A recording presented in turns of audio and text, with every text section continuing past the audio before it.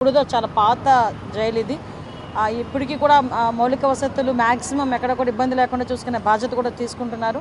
ఓవరాల్గా అందరితోని కూడా మాట్లాడడం జరిగింది. వాళ్ళకున్న వసతులన్నీ కూడా ఎలా ఉన్నాయి, ఏం చేయాలని అది కూడా చూడటం జరిగింది. కొంత ఇంటెంట్ కూడా డిపార్ట్మెంట్ వాళ్ళు కొంత ఇంటెంట్ కూడా ఇచ్చారు.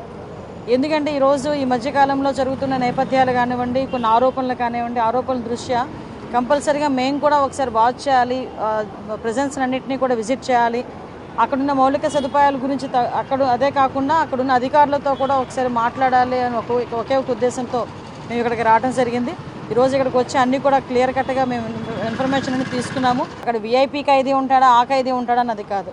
విషయం ఏంటంటే ఆ లోపలికి అంత వసతులు కల్పించాల్సిన అవసరం కూడా ఏమీ లేదు.